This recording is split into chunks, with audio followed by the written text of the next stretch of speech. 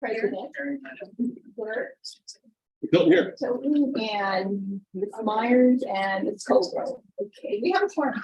Okay. So before I accept a motion to adopt the agenda, we have some changes. Do I have a motion to adopt? I was wanting to pull the second reading from the consent calendar because I didn't get a chance to really go over that. And I have some questions. Is that okay? Or is that just the second reading and it's going to be approved? It's a second reading for approval. You can pull it. We can put it. We can add it. Okay, and strike the whole section. Sure. A, B, C, D, E, F. Yeah, all the second reading. You want to just do them all? Or who's the one? I just thought we'd just go ahead and do the whole section. I have some questions and I Okay. want to talk about a couple of them. You can do them all those too. So, Yeah. But for the record, we're striking public hearings A through F. Is that what we're gonna- no. Consent agenda A through F. Consent agenda. 7, 8.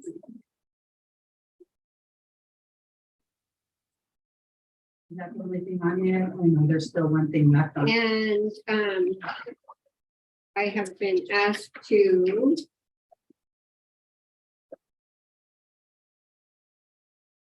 adopt the agenda with the addition to items, reports, and information, the following: management, G4, CSBA, KTJUSD. The reports added to the agenda.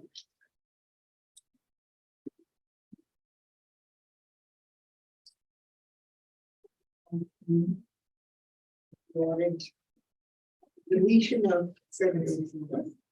And addition. In addition to the ones you said. Second. Okay, all in favor?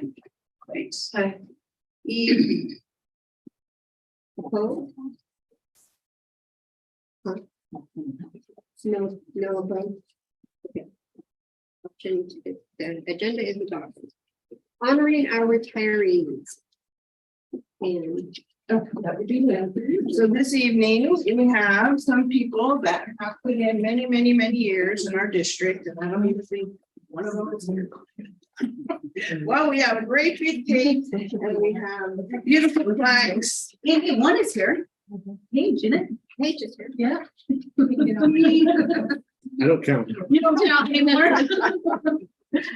So I'm gonna read the names and show you what the plaques look like. So for example, we had Stephanie Sylvia, 9 years of recorded dedication to arts and fitness. Rebecca Kate, 12 years. William Ronis, 8 years of dedication and support. Nancy Morgan, 5 years. Cindy McKinnon, 20 years of dedication and support. Deanna Marshall, 26 years. And Walter didn't make it. Walt Simpson's our CSEA retiree, 21 years of dedication. And support. We have a very beautiful cake and we're gonna dig into it and then we're gonna keep on going.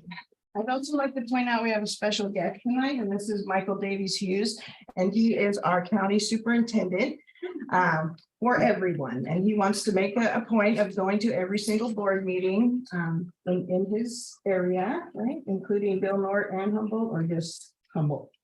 It's kind of Humboldt, I think, yeah. Okay, so if you're wondering who he is and why he's sitting up there, he's coming to join us. And so that will conclude the retiree ceremony. We'll serve the cake at the break. Okay, public hearing. We're going to open the public hearing on local control accountability plan.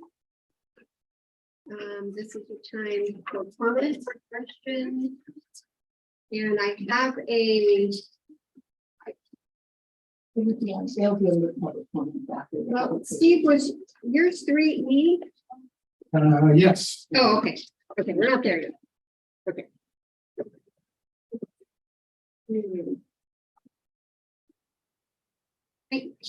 Is this the first time that this draft of the LCAP has been available for public view? For this public, yes, it was made available last week to the tribal groups, and I had a meeting and engaged it all, and they all came. Will there be an additional time for public comment, because this document is pretty thick for being able to give any comments at this time? No, because we need to adopt it before July 1st. So it'll be before the today, tonight, and tomorrow.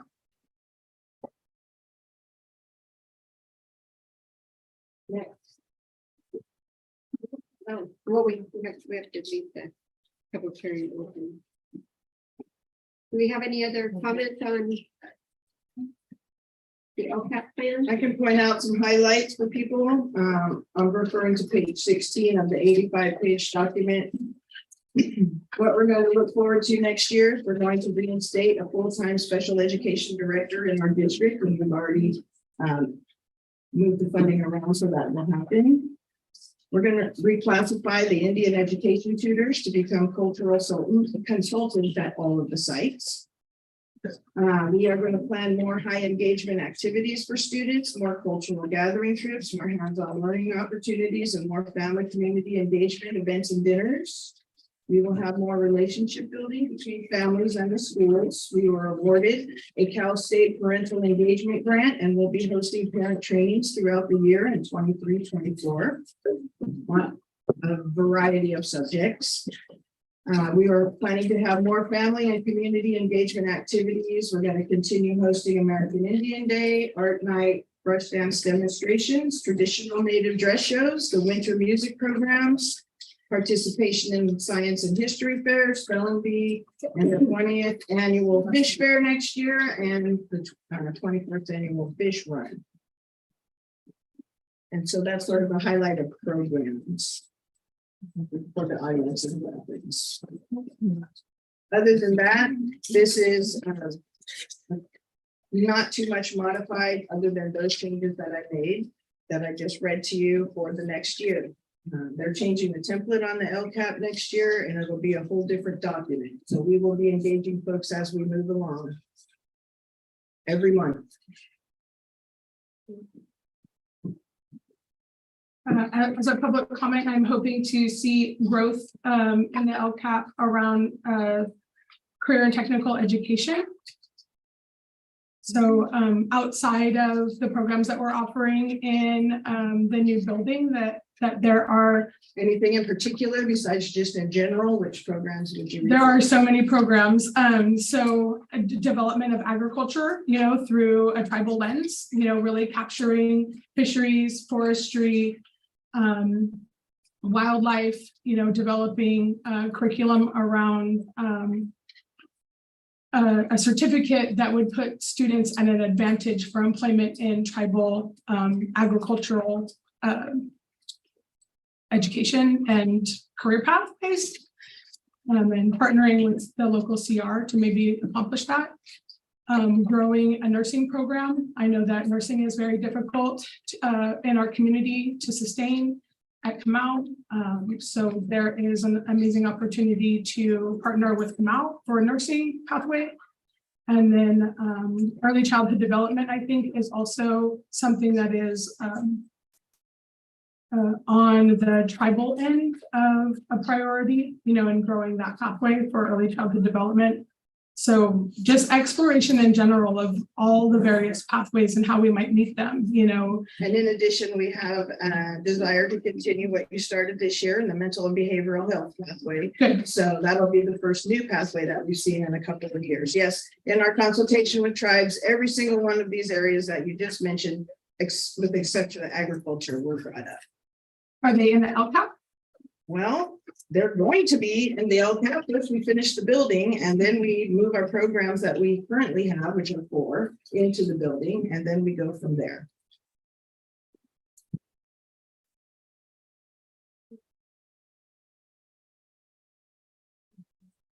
Just have a comment about or any comment?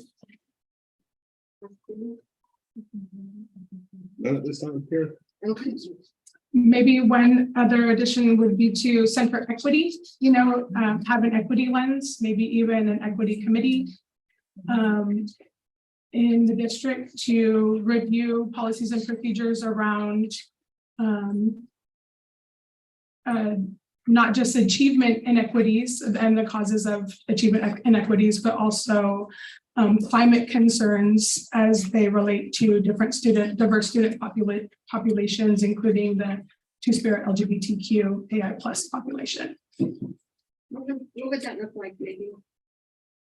I think that the Rainbow Task Force is doing a really good job of, you know, kind of having those conversations, but making sure that they have access to funding so that they can develop programs, printing out a copy of the FAIR Act, making a checklist of what compliance looks like, and, you know, making sure that we are checking those boxes and that we are delivering those services that are explicitly stated under that act. So that means like offering literature that shows, you know, everything from offering literature that shows diverse family structures from like a really young age all the way to high school, to representation in all classrooms, really, you know, featuring diversity in people who are contributing to society in each subject area, like not just people of color, but maybe people, LGBTQ people that have contributed to science, arts, you know, math, literature, you know what I mean? So you can have books written by people of color and people of the LGBTQ community, making sure that those are integrated into the curriculum with consistency. May I add on to that? I think something that we often lose track of is as teachers just putting in the time and energy. As a past task force member, our first year where we had a lot of energy to get things done, I want to say 1 month it was like 20+ hours. We had a lot of opportunity to get a lot of talent, a lot of support. So if stipends are available, just to help respect people for their time. I know stipends and paying people for extra time can be a pain, but it's really worth it just to respect people for their time and all of the ideas that that Maggie mentioned. That takes a lot of energy in researching and finding, because even though those laws are mandated in California, the resources can be scarce. Any type of support in those ways, and even just some of the stipend in terms of just purchasing things. And the parent dinners, it might be helpful to also have like a person that represents the Rainbow Task Force present to provide information about the FAIR Act. Include that information in your annual notices home. Include that information in your handbooks, so that the district is communicating, you know, the expectation of the staff to be in compliance with the FAIR Act, so that parents also are inquisitive and curious and wonder what that looks like. Is that currently included in our? No, it's not. It is not. Okay. So, I mean, I don't know that many people that read our beginning of the year packets, but that would be an appropriate place to put it. Yeah, and it could be in handbooks. It could Yeah. be in a, you know, you could contract with Clear Humboldt or even center your Rainbow Task Force people in hosting one of those parent dinners. Thank you for those ideas. Do we have any other comments? With the goal 3 in like MTSS, multi-tiered systems of support, really hoping to see a coordinated effort for PBIS to really be implemented with fidelity, you know, in all schools, and making sure that there's adequate funding for that, because it can be kind of pricey, you know, and the training that is associated, as Katie or Mrs. Hodge was talking about, is that if you're asking people to show up to be trained in what, because PBIS is really changing the culture of your school, changing the language of your school, you know, and how you communicate directly with students, and, you know, and what the tier 1 supports look like, what the tier 2 supports look like, what the tier 3 supports look like. it's all a different language base and who's in charge of what would be really good. To have explicitly stated and maybe even modified in job descriptions so that people have an ownership of implementation. I did read in here that we have 2 schools. I know it's Orleans, that maybe Dr. Norton that are fully implementing PBIS. So we need to bring it over on board. Yeah.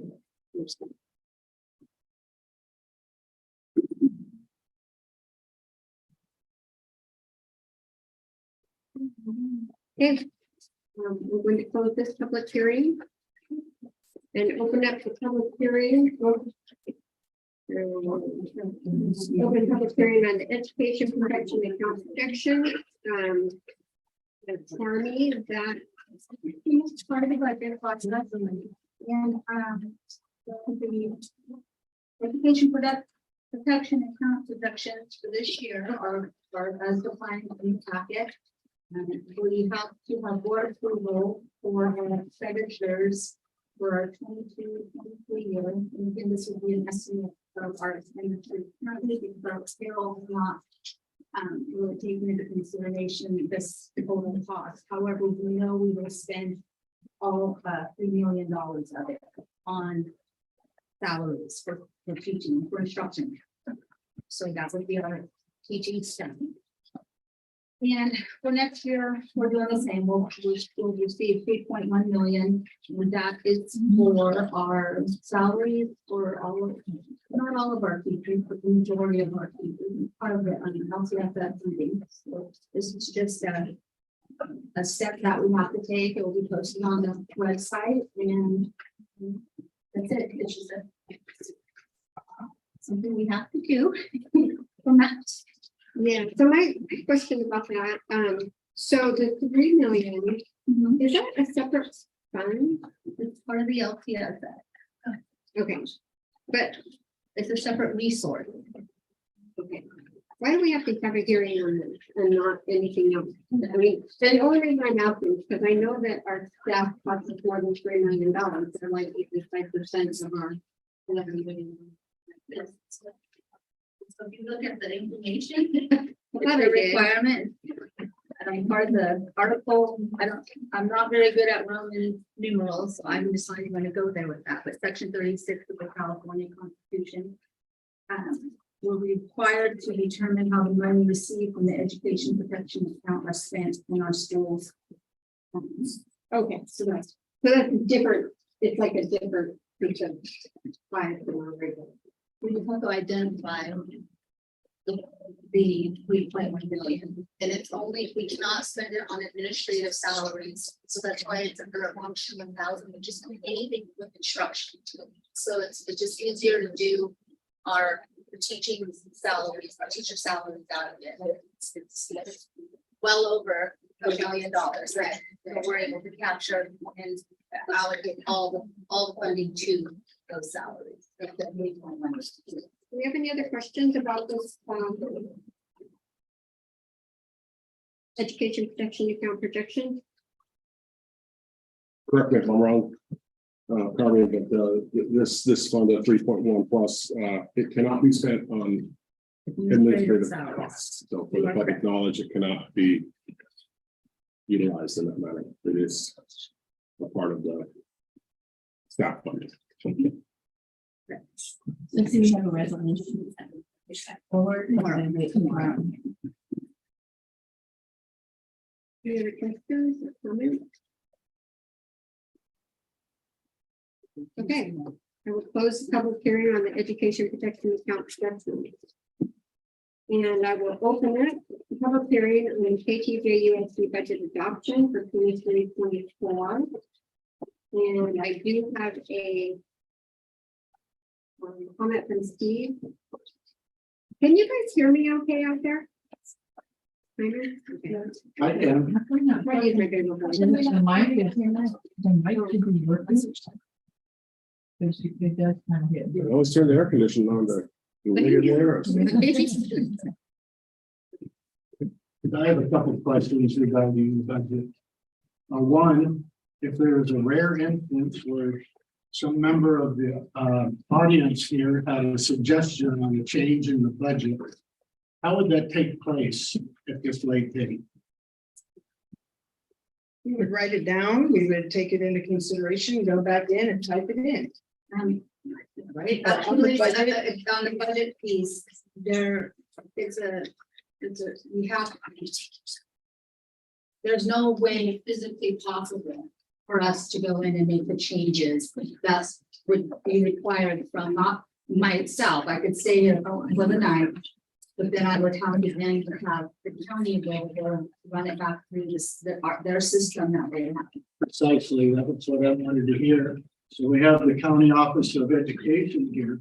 So when we adopt budgets at this late date, whether it be coming out of your shop or the passbacks, however they may occur, it's really not an opportunity unless this process is moved much earlier in the month, if not the month before that. How would you remedy that kind of situation?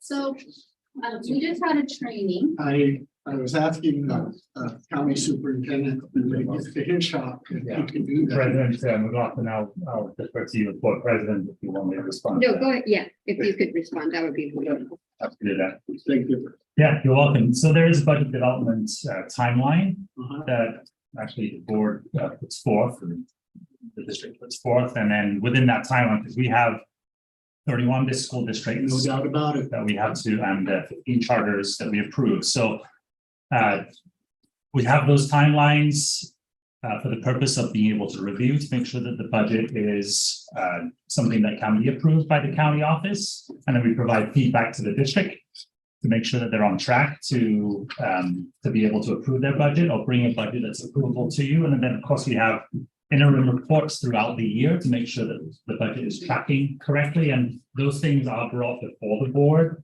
There is opportunity for public comment during those interim reports. But if you're having it now, so then my comment then to the board is, can you explore the possibility of moving your part of it earlier? And as I stated before, you would probably have a lot more public buy-in if you had a budget committee to work on it. So we understand it. All of us can look at the numbers. Some of us may draw conclusions from the numbers, and others of us may just roll their eyes and say, dang, that's just like a Hollywood neon sign here with a bunch of noise on paper. So I think the district would be better served if they moved that forward to allow for a little more chance of input. And that's all I have on that part of it. The second part is, have you had a contingency, anything in the budget that has contingency for lawsuits? I'm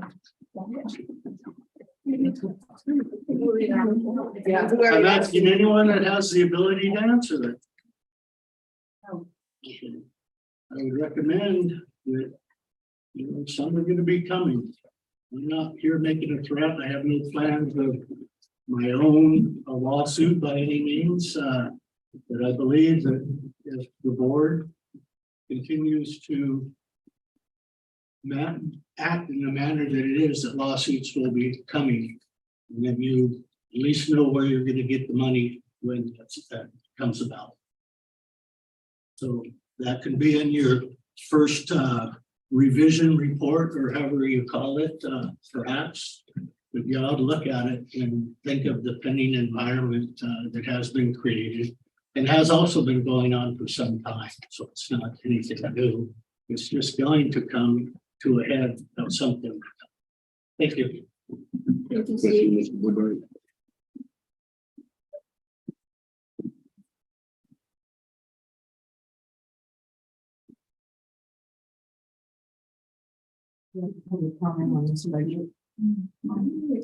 Do we have any more public comments on the budget? So are these all on budget? I don't know. No. These are not on agenda for a, It's really hard for me to abandon my previous role as union president, but I just am hoping that the budget includes a sufficient cost of living increase. I know that in the past, in negotiations, the district really perceives like raises as a raise, but doesn't really consider it as, the level of inflation has risen so high that, our incoming rate of pay for a brand new teacher is way below the amount that it was when I started 16 years ago in comparison to inflation. And that if we are going to attract stable employee base, that we need to make sure that our compensation matches the cost of living increases that we are all experiencing.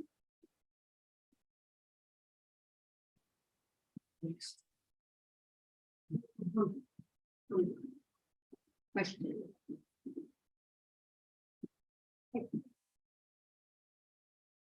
We'll close the public hearing on the KTJUSD budget adoption for 23-24. And we have public comment. Number 4, public comment. Time limits, generally 3 minutes per speaker, 20 minutes per subject, will be imposed by the board president. Board president may rule on the appropriateness of the topic. If the topic will be more suitably addressed at a better time, the president may indicate the time and place when it should be presented. The board shall not prohibit public criticism of its policies, procedures, programs, services, acts, or omissions as outlined in Government Code Section 54954.3. In procedures, programs, services. Okay, that's in there twice. In addition, the board may not prohibit public criticism of district employees. Whenever a member of the public initiates specific complaints or charges against an employee, the board president shall inform the complainant that in order to protect the employee's rights to adequate notice before a hearing of such complaints and charges, and also to preserve the ability of the board to legally consider the complaints or charges in any subsequent evaluation of the employee. It is the policy of the board to hear such complaints or charges in closed session unless otherwise requested by the employee pursuant to Government Code 54957. The board president shall also encourage the complainant to file a complaint using the appropriate district complaint procedure. Public comment on agenda items. Members of the public may address the board regarding items on this agenda immediately prior to their being discussed by the board. And public comment on non-agenda items to the include Indian policies and procedures. So I have several public comments.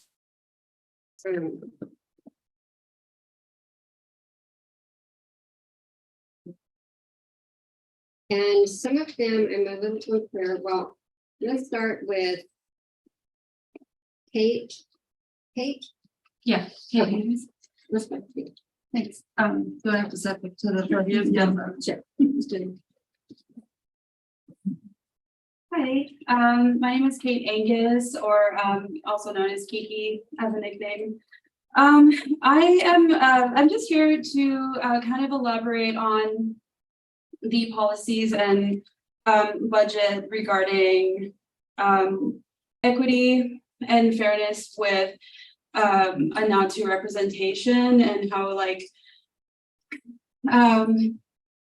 how important representation is in the education sphere.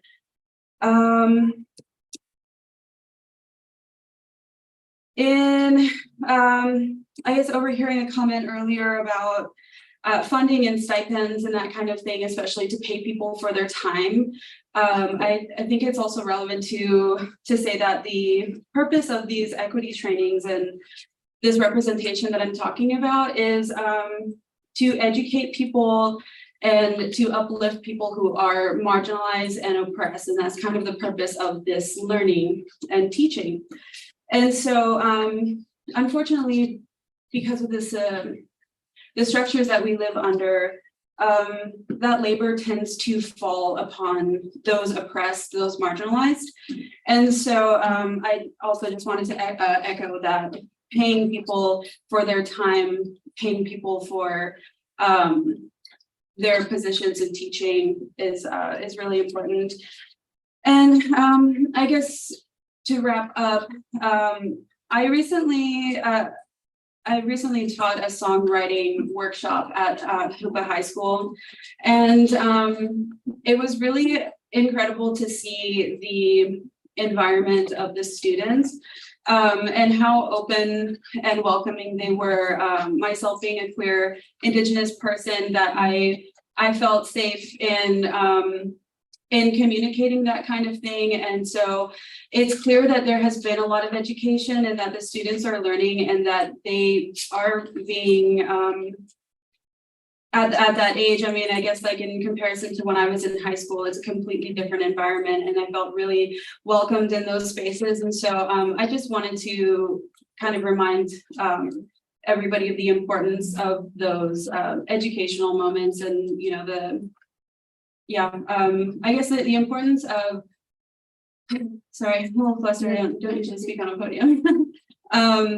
But yeah, just the importance of representation and showing kids that it's okay to be out, and that it's and that we can be celebrated. So yeah, thank you. Thank you very much. You're next. Addressing the agenda item. This is public This comment. This is a public comment. Yeah. But this is on the agenda items, right? It's known as public comment for There's and non-agenda items to include any possible. Yes, we don't have any. We don't have any, this is not. Okay, so this is a public comment on the agenda. We can do 3 minutes No. each, No, 20 minutes this is per our- subject. Okay. Yeah, and we're doing. Okay, we are gonna try to keep this not to a minimum, but it's just so, we're not here. We are hearing you. Okay. Sorry, Ms. Dansky. That's okay. Good evening. My name is Christina. I teach at Tuba Elementary School. Forgive me. I feel really vulnerable, so you have to forgive my wavering voice. We brought some issues to you in March at the school board meeting about our young people hurting. And we asked for you to adopt a statement of inclusion and belonging on behalf of our queer students and staff and community. And we had an opportunity to meet a few times, and some of you gave us some feedback on the statement that we wrote. And I feel like there was a feeling of wanting all of our students to feel supported. And I feel that in my core 100%. But I also see the need for this vulnerable population who really is hurting. They need us to shine a light on that specific community. A few years ago, in the aftermath of George Floyd, the Black Lives Matter movement happened, right? We got behind that, right? Then there was a little pushback from some people that were like, well, all lives matter. And we're like, well, yeah, all lives matter. But there's this reason why we're looking at this right now. And that's where I'm coming from. I want you guys to work with us or make your own statement. We emailed one to you, and we said, we made sure we included everyone. We said, all of our people are, Indigenous people, students with disabilities, and we included at the very end, we said, especially our LGBT community, because that's really what we're asking for, is that little light on them. So I'm just begging you. We haven't had any resolutions. I still don't know what happened with our principal at the high school. I haven't heard a statement from the board or the district of any kind. So I'm left to just hear the rumors that are on the street, right? I don't know. I haven't heard anything official. And our kids are hearing that too, and they're feeling that same way. So I'm asking you to take a stand for our young people who need to know that they belong, that it's okay for them to be who they are, and they need to hear it from all of us, including you. We do it every day in our classrooms, right, on our campuses, and we still need more support and help. And I appreciate you guys contributing, continuing our contract with Clear Humboldt. That's going to help us in that way. But we're asking for a specific statement from each of you, please. Thank you.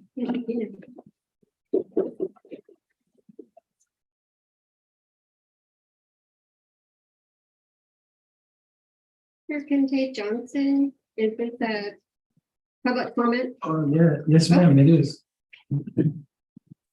You'll come up to the podium. Good evening. My name is Dr. Kente Johnson. I'm the current president of the Eureka NAACP. Thank you for having me here this afternoon. This is definitely a public comment. The Eureka NAACP has been around since 1952. This area, this land, this is part of my jurisdiction as president.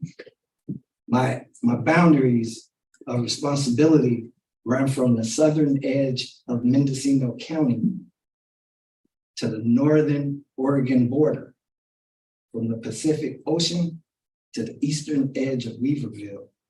This is definitely public comment. This is definitely related to the issues. As president of the NAACP, I'm sitting here, I'm listening to some of the stuff that's been said by your public, members of the community. It's troubling. And I sympathize with you. Because before I was president, I was a trustee of Area 1 of the Arcata School District. So I've sat in your seat. So I know what your job is like and what your responsibility is. And I stepped down from that so I could be president of the NAACP. Because my community, as I see, needs me in all different places. So as president, part of my responsibility is to be in different places and to show up at school board meetings. So I'll be at several of them. And I see there'll be either myself or members of our community be here as well, representing the NAACP. I would encourage you, though, to definitely take the recommendations that your community has made, that our community has made seriously. It is of great importance. Thank you for your time. Thank you for allowing me to speak. I know y'all got a long agenda. So thanks.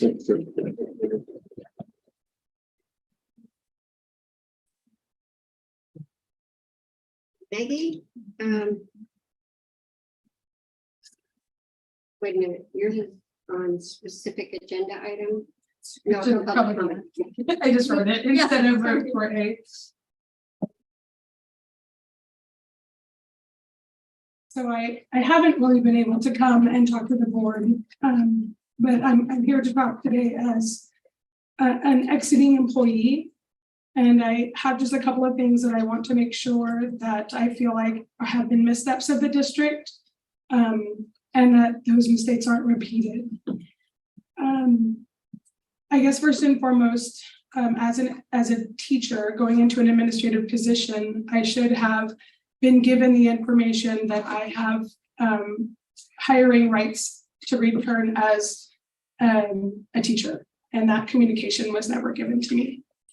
So I just want to make sure that as we have some people, who are leaving the district for credentialing issues, those that are appropriate should be reminded that they do have hiring rights as a teacher to come back into the classroom, that were certificated staff prior to becoming administrative staff. So making sure that that communication is being made is important.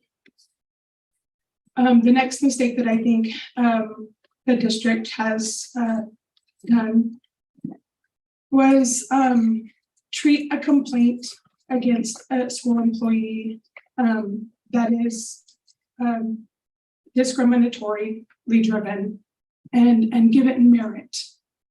when the language of the complaint was very clearly homophobically driven, like that should be something that is identifiable right away.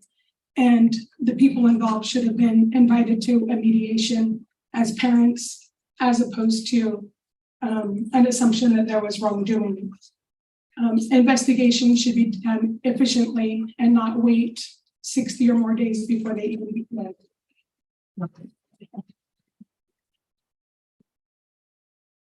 Because it does send a very strong message to children and to staff that they are not protected in this district if they are honoring all students.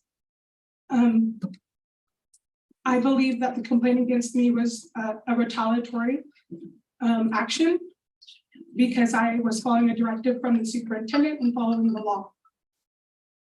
And I do have a right to progressive discipline. And I feel like that these assumptions that I acted in any way that was unprofessional is a misrepresentation of understanding the harm and the unsafe spaces that we currently have for our LGBTQ students. You know, making safe spaces is not a crime. And I feel like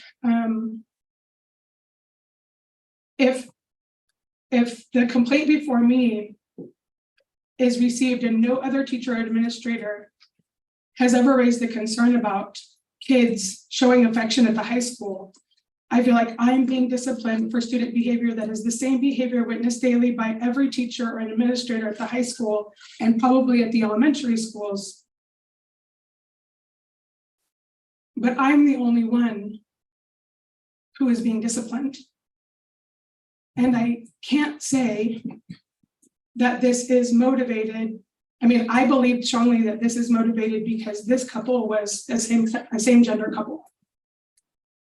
No one has ever raised the concern about a heterosexual couple exchanging a pet kiss on a campus. I've never seen a kid written up for it.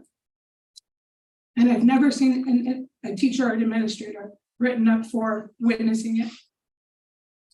Which really just means that this complaint was retaliatory and that the student and that the district, that it met its intended consequence, which was to hurt me and my family. And I feel like my child has suffered a tremendous harm. No one tried to protect her at any time. No one stood up for somebody who lost the valedictorian because she had to drop a class at HSU in response to all of this pain. She's a high achieving athlete, HDN. She's going to go on to do amazing things, but this has scarred her, and this district owes her an apology, and they owe me an apology.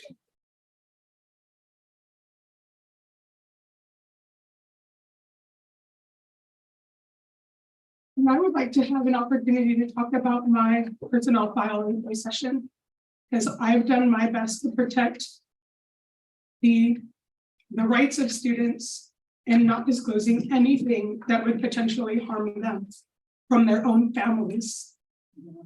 And that has made it very difficult for me to tell my truth because I'm protecting students from harm from their own families, which is our responsibility as public school employees.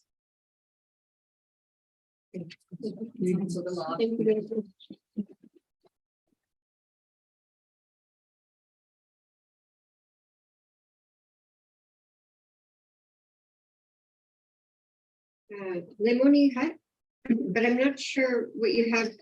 Well, we will find out.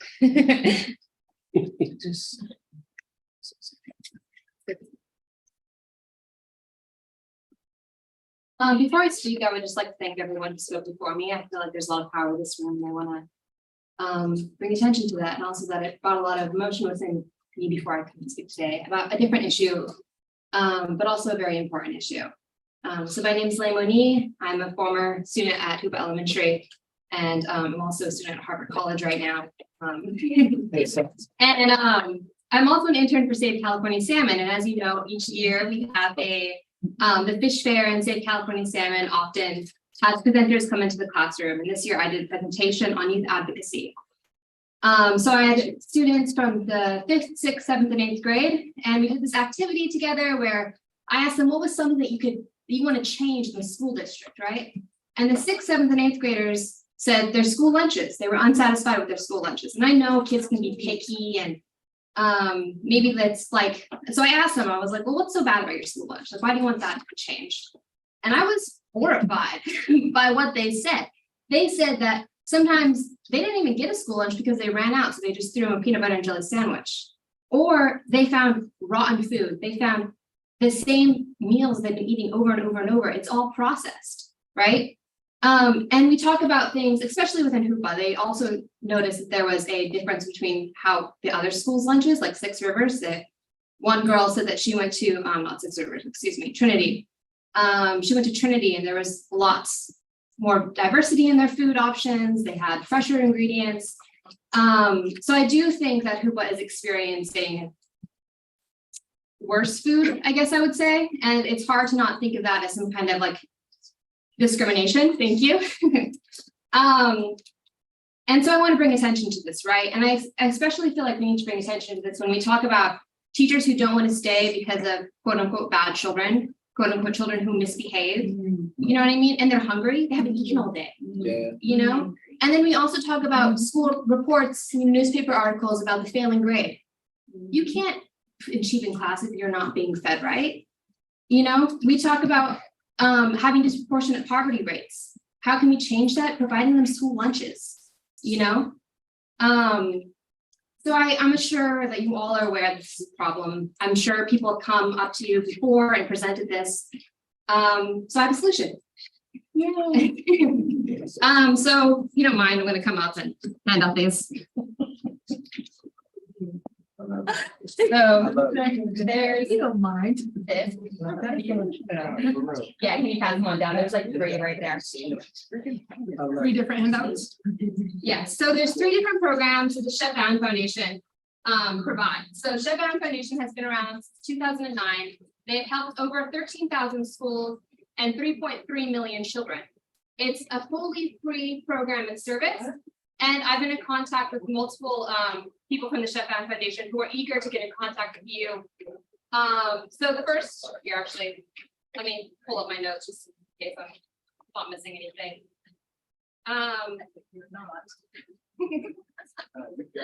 So first there's the food pathway system, and this is a really cool program because it also provides opportunities for career opportunities for our graduating high school students.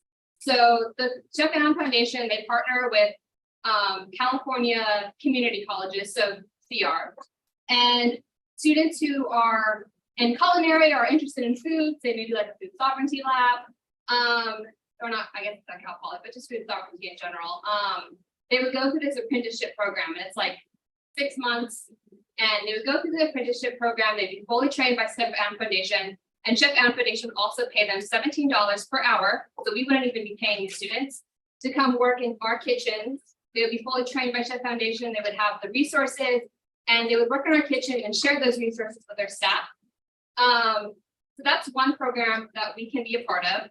The other program is a 3-year-long assessment, and it's grant-based. So in 2024, they're coming out with a new grant with the Chef Allen Foundation.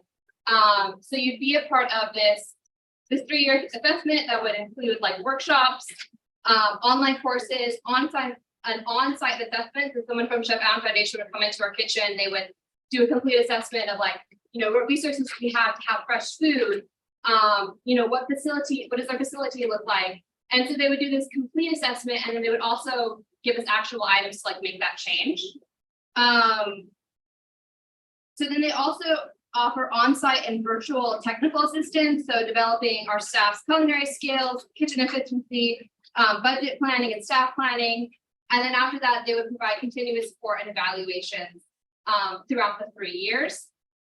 So there's the food pathway system, and then there's the Get Schools Cooking, and then there's also the individualized program, where they would just work with our school district to create our own program if we wanted to do that as well. So I don't know how to get in contact with them. Okay. I think that was still going after 8:45. Okay, Yeah, I think that would be a really good place to start. I know she's been doing a lot of. Well, I think we have a wellness committee, and Lola, you're part of that, right? Yeah. So Yeah. Lola would be a good place to start too. Becky Woodman is our food services person. okay, oh, you, okay, cool. Well, Awesome. that's not me. I Oh. work for Christian, but I am on the wellness committee with Becky, so I can help you. Okay, awesome. Yeah, because I mean, you know, the handouts that I handed out, and if any of you would like to go on Ship Out Foundation, you can find out tons of resources and information about what they provide and what the application process is like. That'll be, we'll do more justice than me like rambling on so quickly up here. But it is gonna be, you know, there needs to be someone to like write that grant. There needs to be someone to ensure that the kitchen staff is participating in the program. You know, someone needs to actually like contact them and be basic line of communication. Right now that's been me contacting them and asking them. So I will get in contact against you and then our kitchen staff, or who's it again? Sorry. Becky Woodman. Yeah, and then I also will say, in light of everything that I've heard today, Chef Ann Foundation is a very inclusive foundation. And whoever comes to help us, I really hope they feel safe here. And I really hope they feel seen and recognized. And if we want some people to support us, then we're gonna have to have statements that say, here includes the LGBTQ people, we're inclusive of people of all races and ethnicities. And so, like, if we want to actually have change in foundations like Chef Ann come in and help us. So, yeah. I would just like to add to the cafeteria statement is I did get an opportunity to share a meal with classified staff this morning at the high school when I was moving some of my things. And what got brought up that not all of the equipment is in functional form in our cafeterias in Hoopaw. And that might really limit the menu options. Like there is equipment that is essential for feeding this many students that isn't working. And so kind of going back to that LCSF budget, you know, and those things is that we really need to make sure that there is a program for replacement and maintenance of all of those things. I think they're down to 2 functional ovens at Hoopa Elementary. And that's a cafeteria manager.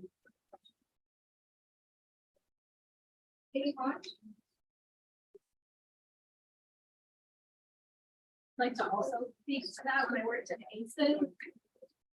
Years ago, I worked with Becky and she, in my opinion, she felt overworked, undersupported, she didn't have a lot of resources. But hearing this great opportunity coming through, and just what else can we do to help support Becky and following through and the wellness, but just keeping that in the back of your mind. She's managing a lot. Could you turn off the?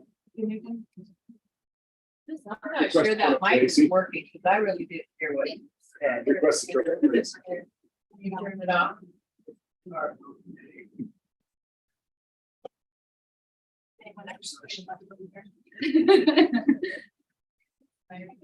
And I know I don't have fairly loud voice either. I will try. Is it working? Can y'all hear me? No. I don't hear it through like my. Where's our IT person? He always does waste. Thank you. I don't know if it works. Hello. Turn it on. To turn it on. I really appreciate y'all like doing your best so I can feel heard, like be heard. That's really big. I really appreciate that right now. Can y'all hear me now? Down. Closer though. Closer, okay. I'll clean off my drums afterward. Tonight I'm speaking to a statement of empowerment and belonging. I've been a part of a team that's worked on a statement for the board to adopt that brings recognition to our Two-Spirit LGBTQIA+ students. I wrote an email a while ago, but I want to take the opportunity to read it out loud. That looks at the history and the journey with our team in creating this statement and where it came from, and why we were writing it in the first place. And so I think easiest is I'm going to read the email and then I'll add some details from there. So I want to talk about, I asked for input, like what would it mean if a statement of inclusion and belonging specifically named Two-Spirit LGBTQIA students, right? That was in there, we can see it. So I asked people, what would that mean to you? And so that's gonna be the journey of my talk right now. So we were very thoughtful in this draft of a statement, this most recent one that my team had worked on. And we are welcome to your input. And we really were hoping to get more input, and we were lucky and grateful for what we did get. The purpose is to have a jointly written statement that can be adopted at a board meeting. Hopefully this one, but we didn't quite meet that deadline. This draft has shifted from the original. The original was named the Statement of Inclusion and Safety. And this edit, this recent one, was more like a statement of empowerment and belonging. Given our history with the original statement, we felt it necessary to describe why we, the Rainbow Task Force, and community members first took on the challenge to write a statement of safety and inclusion. And the first rendition of the safety and inclusion statement, we used statistics that represented our students' responses to a survey about their experiences on KTJUSD campuses. We also described how our students' responses fit into the greater communities of Indigenous and non-Indigenous communities nationwide. Many of us crafted and continued to edit it with the intention that the statement would act as an educational opportunity for the readers and the audience. Its intention was to provide an opportunity to learn about the issues facing our youth and concerns we have for the effects of the rising anti-Two-Spirit LGBTQIA+ legislation on our students' mental health.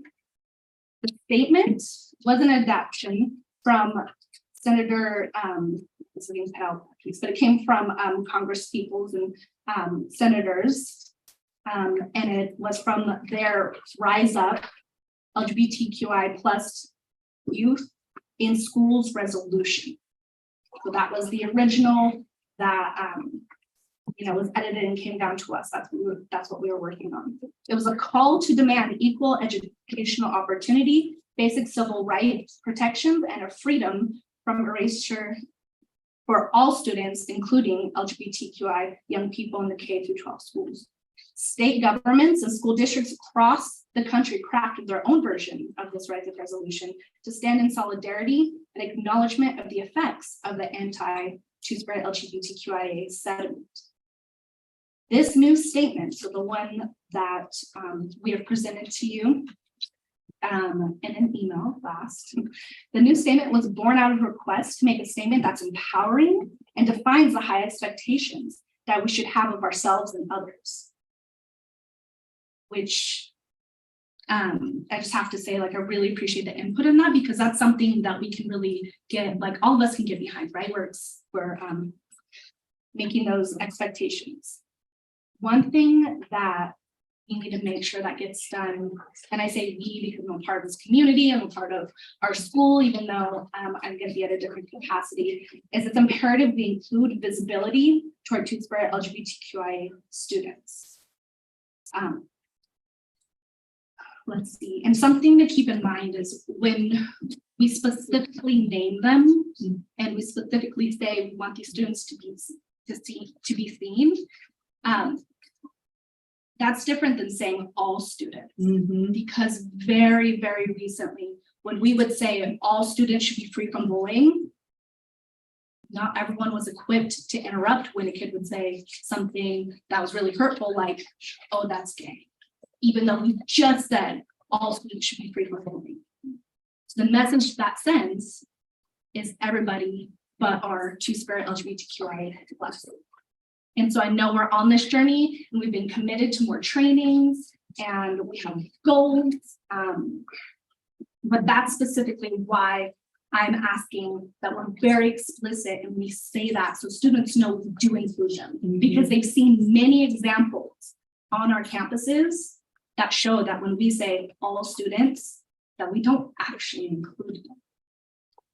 So, and in this movement forward with all of our goals, I encourage you all to really explicitly state that in a statement, saying, like, we see you, we hear you, we want you to know that you're part of us.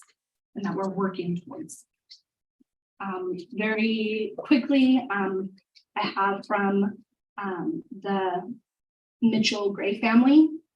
They asked me to present on their behalf. They said it's very important to us as a family to know that our kids are being supported and are heard.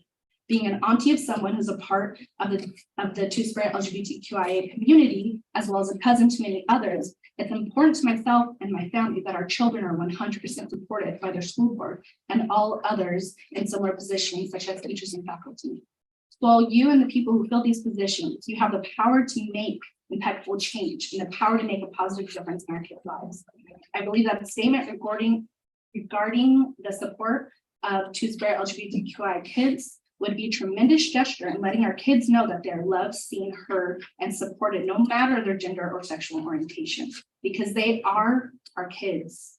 And we as parents, grandparents, aunties, uncles, siblings, cousins, and friends, we should all be loving them unconditionally. I would like to leave you with a last statement made by 2 other students that I asked everyone, who would like to give input. And they said that if, Two-Spirit LGBTQIA plus was explicit when also saying all, that would make me feel respected, included, like a recognition that they are facing things that other students may not be on campus, like homophobia. That one of them said it would feel nice. And that it's just not some automated message that you're sending out, that it's actually meaningful and that they're included. And a recognition that they are having a hard time. They feel like homophobia is alive and real in our community. Thank you for your time, and I hope you all consider being explicit in naming our Two-Spirit LGBTQIA plus students. You make a statement of belonging and power. Thank you.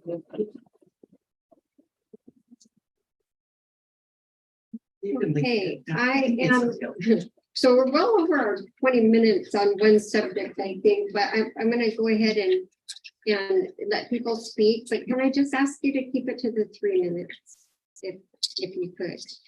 Tina, were you speaking again? I would love the opportunity to speak again if that was available to me. Well, I think you filled out 2. I did. I have a different topic I'd like to talk about. Oh, okay. Should we stay on this topic for now and come back to that? What would you like to do, Madam Chairman? I'm trying to be really nice. How about Teddy Sims?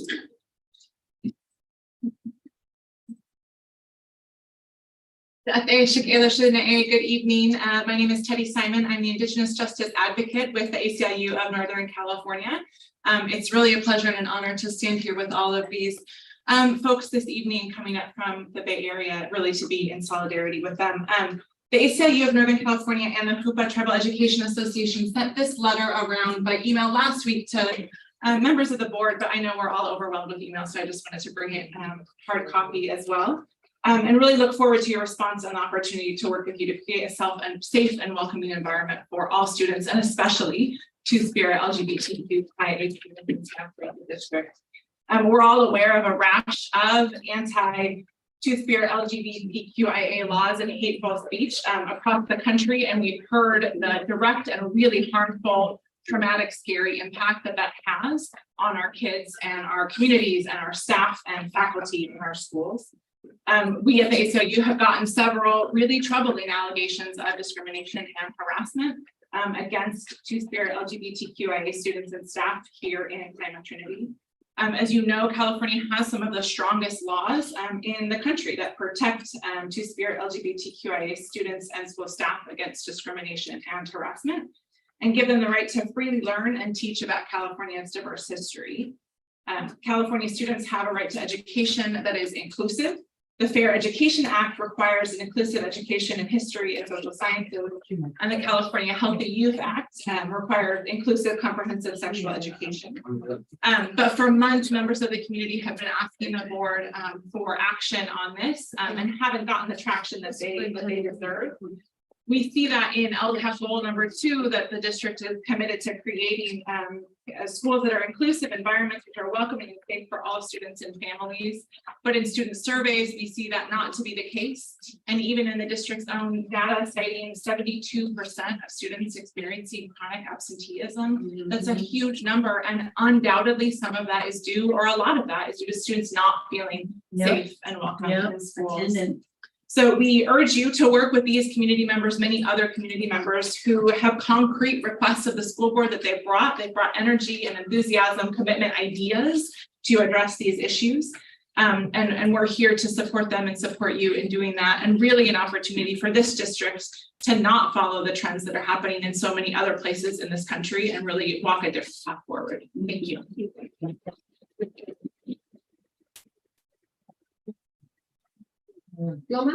you.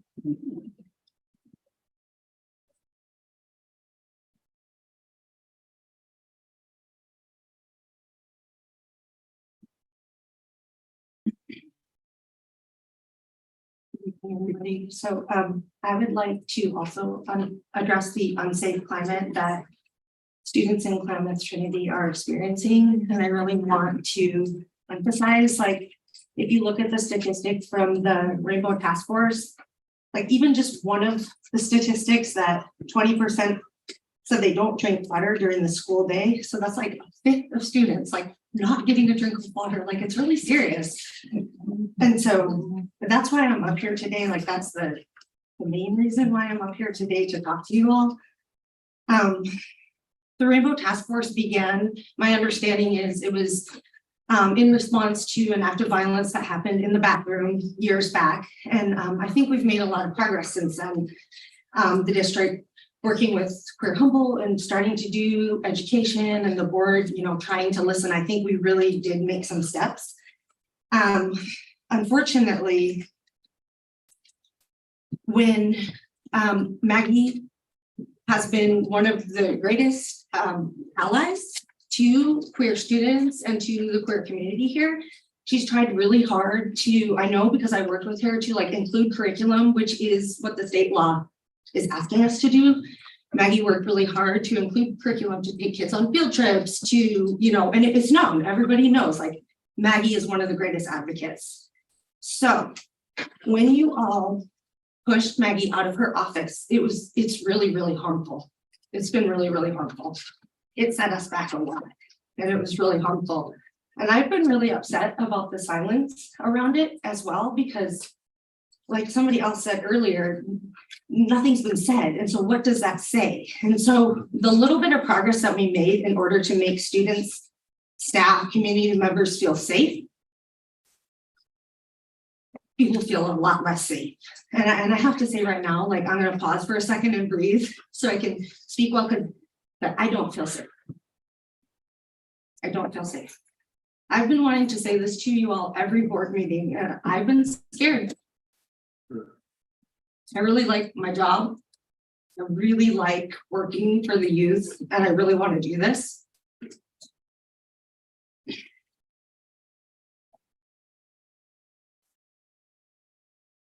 When Maggie was pushed out, it was around, there was language, as Teddy was saying, like right now that there's a national climate of hate against queer people. And the language that is circulating is language of grooming. It's language of molestation. Exactly. This is bigoted, discriminatory, and dangerous language. That language was used to push Maggie out. And you guys let it happen. So every time I walk by Maggie's office, her empty office, the silence echoing from her office said it is not safe to be here. It's not safe to be queer, and it's not safe to be an ally. Months ago, we provided an informational packet to you guys because we wanted to head this off. We really wanted you guys to do something. And we included articles about the national climate and what was going on, that this language of molestation was dangerous, that please like take a look, please read this. We provided to all of you.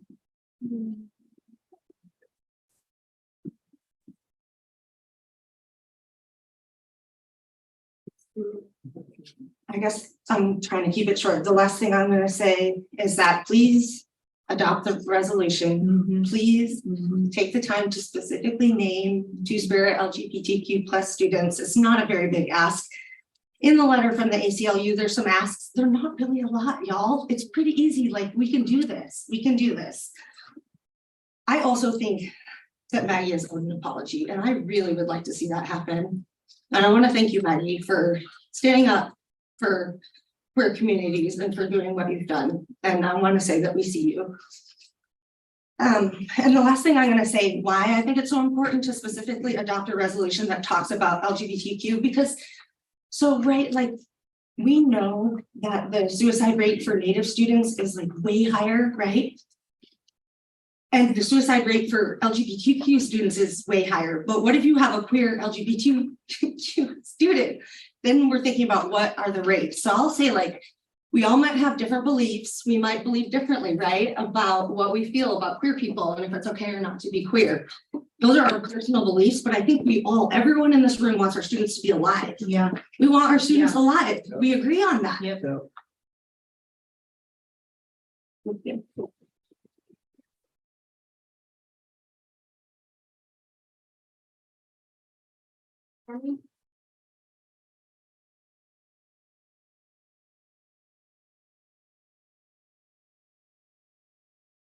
I'm Stormy Scott, I'm the settler from Orleans.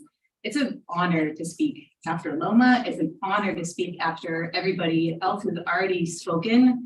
And I'm just here to give my support to this adopting the statement that everybody's been talking about. And I went to the board meeting in Orleans, and I've been watching the board meetings since, the winter time.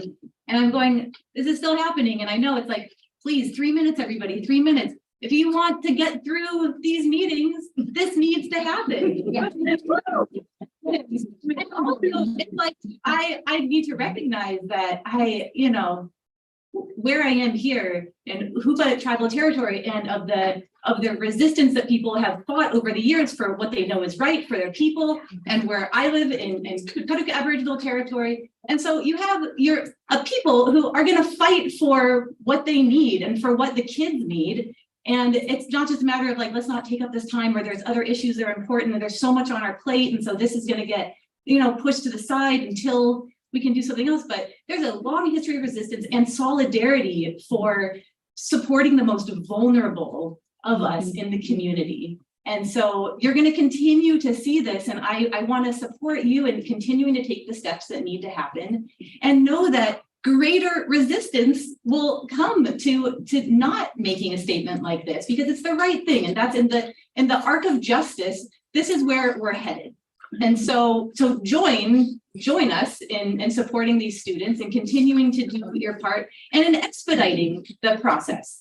So, and I please keep me in mind, and I know that organizers here keep me in mind as someone who wants to continue being a part of the proactive work in making this happen. I'm willing to do work. I'm willing to work for you to do this, and other people are as well. So thank you for the work you've already done, and there's more to do. I'm hearing from students, I'm hearing from staff members, I'm hearing from parents. I'm a parent, I'm a queer parent, and I'm saying that's a blessing when someone says, I'm here to work for you. So please take me up on that, and let's get this done so that students are safe, so our staff are safe, so our community is safe.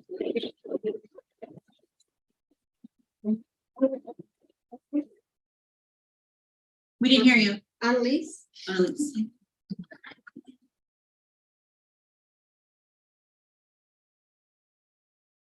Hello, everyone. My name is Annalise Colgrove, Executive Director for the Traffic Education. I wanted to just briefly speak, and you can flag me down when I'm at 1 minute. Just some of my involvement along with this letter that is in front of you. As you've noticed, it's got the HTEA logo stamped right on it. Also, I myself signed it as the Education Director. I started becoming a part of this process and through the IPP meetings, the Indian Policy Procedure meetings, where it was brought up as a community concern, and I heard that.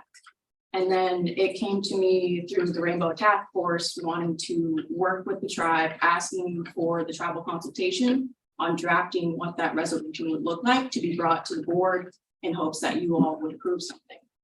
And so just working through that process, some of the feedback that we got originally was around, we should really be supporting our Indigenous students. I hear that.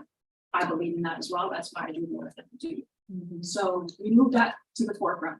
We listed them first. We listed our people first. And I think it's also important that we recognize the LGBTQ plus community in that as well. Yes. Because they're not two separate populations most of the time, especially in this valley. It's usually a high probability that there is overlap.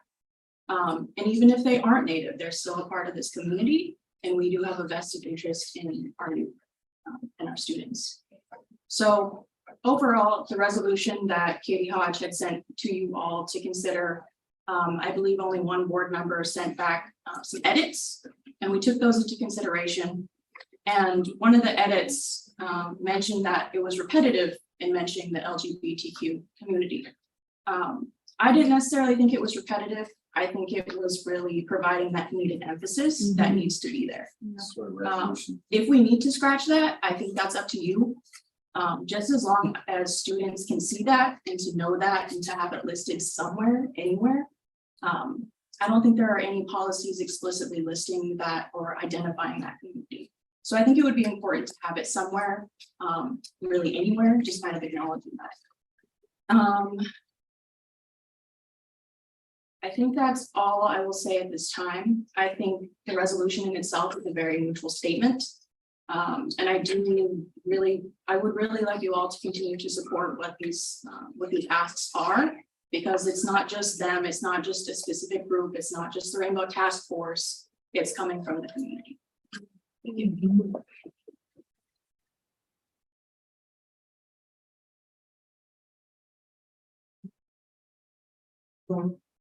Pardon? Let's keep going. I'm not going to interview everything. Okay. Miss Tina.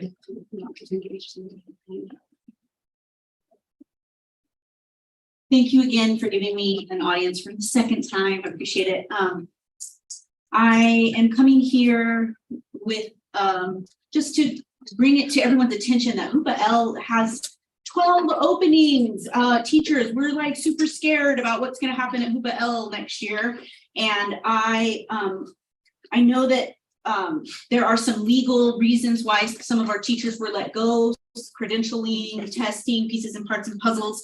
I just want to ask for a culture of support and retention so that when a teacher has a credentialing issue, that we can honor them and say, hey, I recognize that you're in this position, this is what we can do to help support you, or what's the timeline, and kind of give folks an opportunity to make it right before there's just this hard, here you go, here's your pink slip, sayonara. And it did feel that way. I mean, I'm on that campus and I talked to a lot of those teachers who felt like, oh, wow, don't they know we have a teacher shortage? Why wasn't I offered the chance to get my credential correct and be able to continue to work here at the school? And, we have, 2 kindergarten positions, 2 second grade positions, 2 third grade positions. I just heard a rumor that one of our, beloved our other fourth grade teacher might be applying to other school districts. I'm like, what? We would not have, there'd be 4 of us left at Hoopa L. And, I really want to create a culture of support and retention where our teachers can, if something's happening that our personnel department can say, in enough time in advance, how can we support you? Or hey, legally we have to let you go, but we're happy to have you reapply. So that there's a feeling of retaining these teachers. I mean, there's a teacher shortage right now, and Hoopa is a tricky place to teach. And so we have people who live here, who are vested in this community, who students who are going to our schools. I mean, the teachers' children are going to our schools. We need to retain them and treat them like the preciousness that they are. So thank you.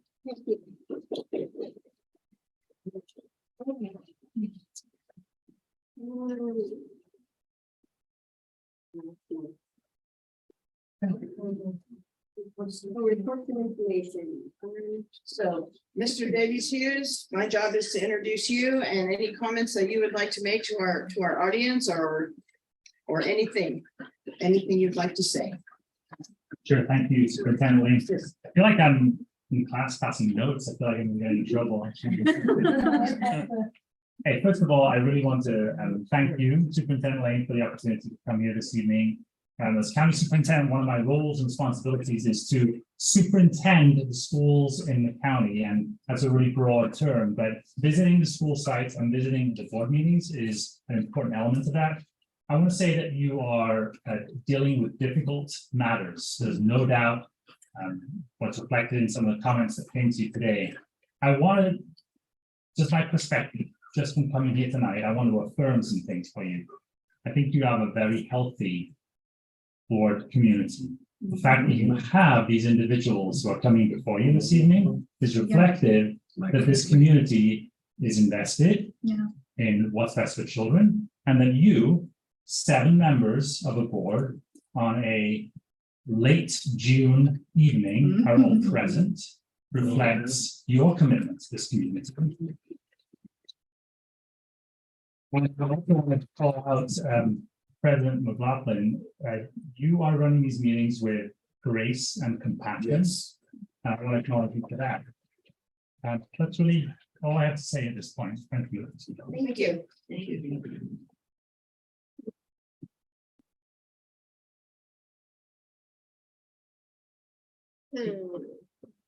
Will be with the letter from Michael Davis Hughes. So that's the Williams. Yes. You want to talk about this letter, Mr. Davies Hughes, while you're here, or should we just leave it alone? Well, there were some concerns, if you would like to. No, I mean, he's here, so he wrote the letter. He wants to talk about it. That's what I'm asking. He has some concerns that he would like to alert us to. Okay. So, Specific to the letter? yes, So, yes. Are there any areas where you yourself as a board would have some concerns? Yeah, I think you advised us of a couple little concerns, if you recall, in that letter. Do you recall? Yeah, right. You don't mind me referring to that? Yeah, please, letter? please.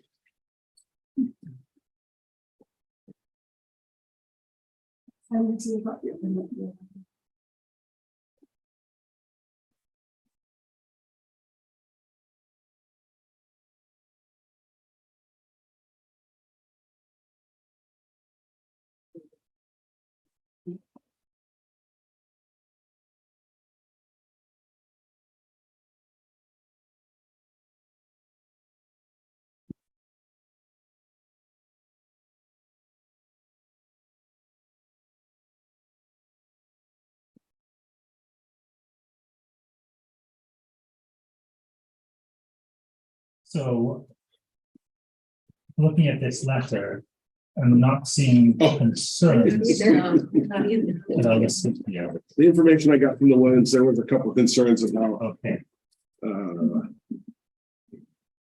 Yeah, you're gonna make me. There's no concerns in the letter. What was it? I'll find it. Okay. I apologize, everyone. All right.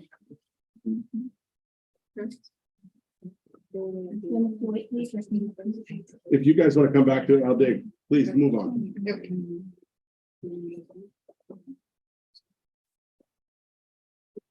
Agreement between Redwood Community Action Agency's Youth Services Bureau and Clemens Trinity Building Unified School District. And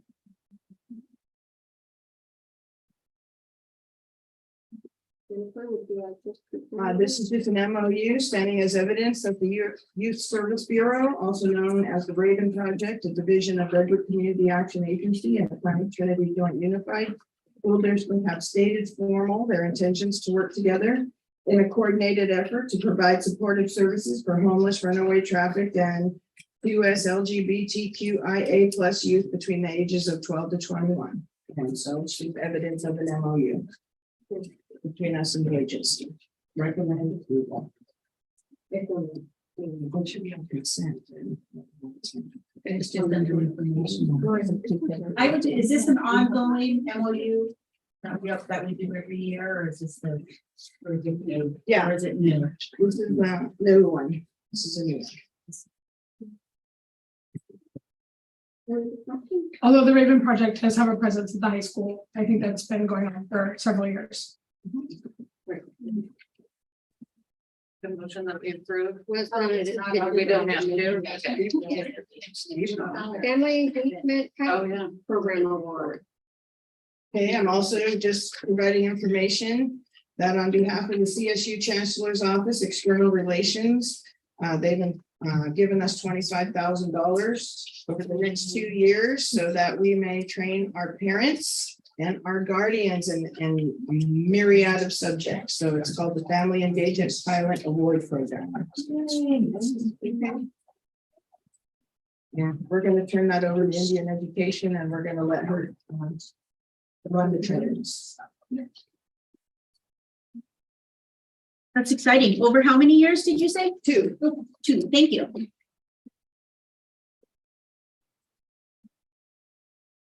Okay, success for all. E, article success for all dynamic change in California school in 1 year featuring Trinity Valley Elementary School. Christina, would you like to share? Your name is on here for submitting this document. Oh, this was from Sarah Owens. Her Trinity Valley was named in the national, for how exciting their progress has been there. And I believe the article was given to you guys. I know it was emailed to everyone. We're so proud of them. Just praises for Sarah and Trinity Valley. They went from 8% proficient at the beginning of the year to 47%.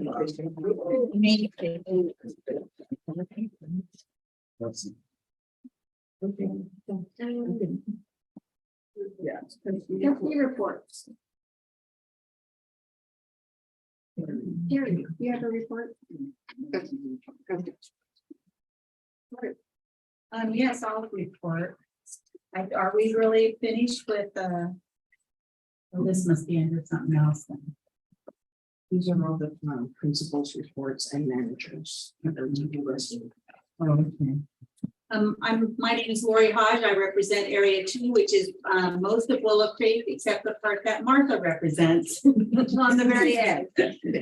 So I just would like to report out that I attended 3 graduations this year. I attended Trinity Valley Elementary School, Hooper Valley Elementary School, and Hooper Valley High School. And it was extremely fulfilling to see all the kids up there getting their diplomas, and they were all 3 very, very well done events. I've also been doing, we've been continuing board training, which has been really interesting, learning about the budget and several different things, and Fred Van Vliet, Black. I can never get his name right, but he's an awesome trainer, and he's been doing a really good job at filling us in on and answering our questions so that we become more informed regarding budget and many other issues. I also was involved in some of the negotiations with the CSEA, and I believe we've completed those negotiations. They all went really well. And it was a positive experience for me since it was my first time. So, because I'm new on the board. So that was fulfilling. I liked it, I mean, it's nice to see the other side of, just sitting here and doing meetings. So anyway, that's my report. Thank you all for being here. Really appreciate it. It is great to see all your faces. Thank you. Oh, that's me, trustee Area 3. So I don't really have a formal report. I just, I spend a lot of time on the Orleans campus. I would hope that I could spend more time on the Trinity Valley campus since I represent part of that. And the rest of my time I spend in the wilderness, which is also part of my trustee area. I'm at Orleans daily. I have grandsons there and many relatives. And I got to give a shout out to that staff at that school. It's amazing. It continues to be an amazing school. And the environment at that school is it's kind, it's welcoming. I just can't say enough about, I wish that every school could function like that.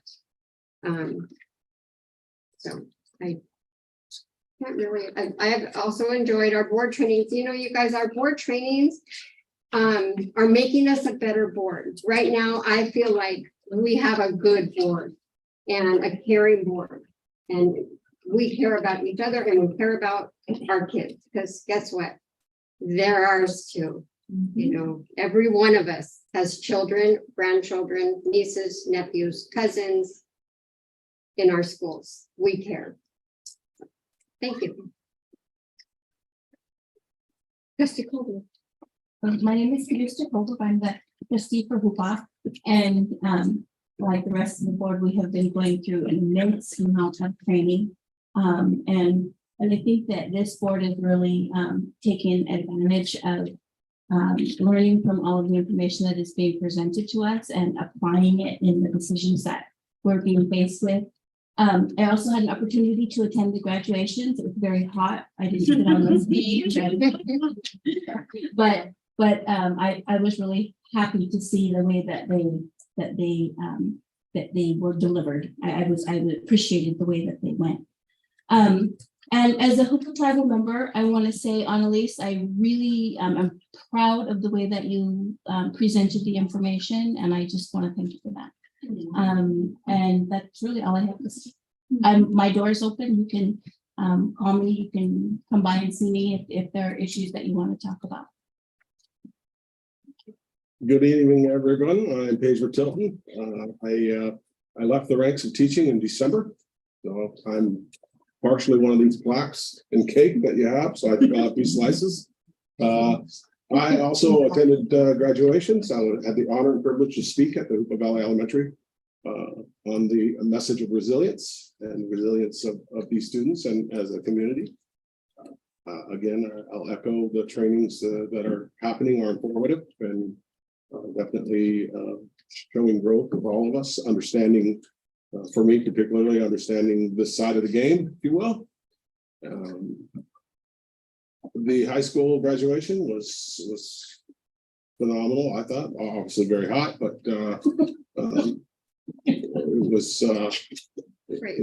Isn't it the goal of us to see these young men and women walk across the stage? And for many of you out there, you've had them in your classrooms. You have them in some capacity, whether it be on a field of play or others, but to see them come across the stage and acknowledge that that little fraction, that part that you had something to do with their lives, and as they go out into the world and achieve greater things. As I look in this audience in here, I see students, adult students out there that are amazing people, and your achievements are just beginning, and it's a beautiful thing.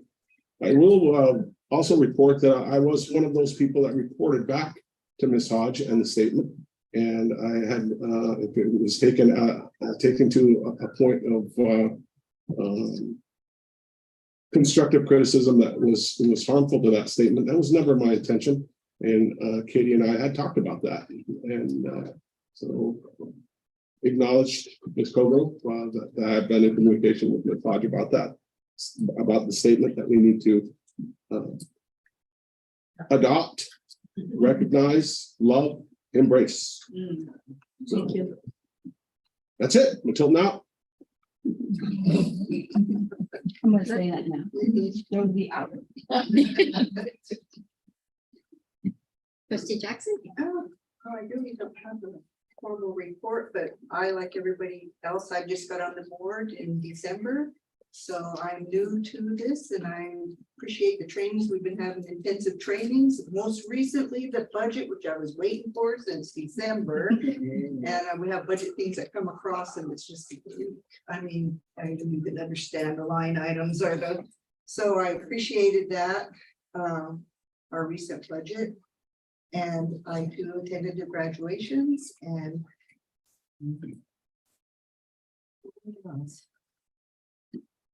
I probably sat on the stage once. It was hot.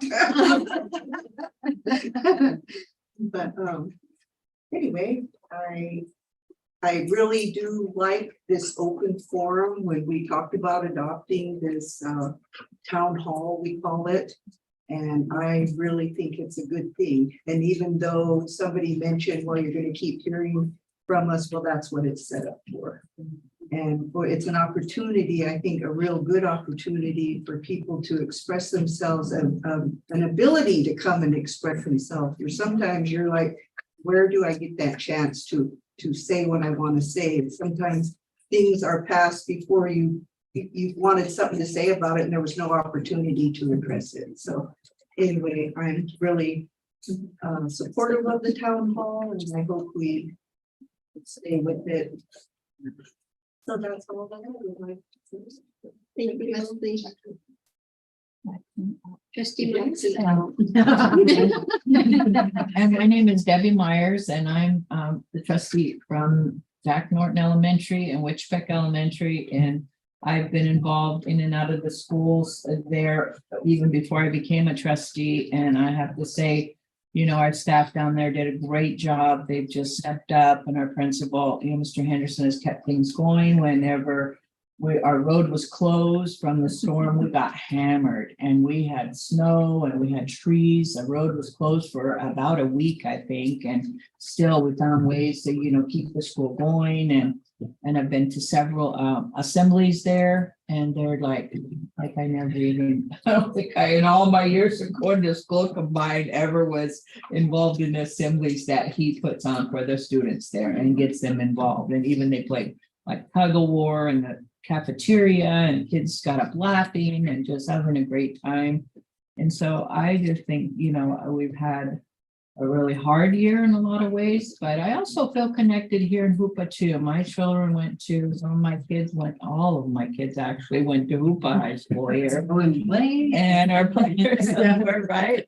And now my grandkids. And so then, you know, we've had the problems here in all the schools in Hoopa Elementary. I've gone down the road almost like every time after we have to have expulsion hearing or whatever with students, you know, just felt really sad and wishing that I could do more or that we as a board and community could do more to help, you know, kids when they're in trouble. And I think we're making strides and steps towards that. And I'm hoping that it's going to be effective in helping kids and families. And it's just, you know, my biggest problem, I think, on the board over anything and all that is our budgeting and, you know, because I can't even balance my checkbook at the end of the month. So here I am looking at, you know, millions of dollars. So that's been really challenging for me. And I've been trying to do, you know, get better at that. And just been thankful to work with all you guys and all you teachers and,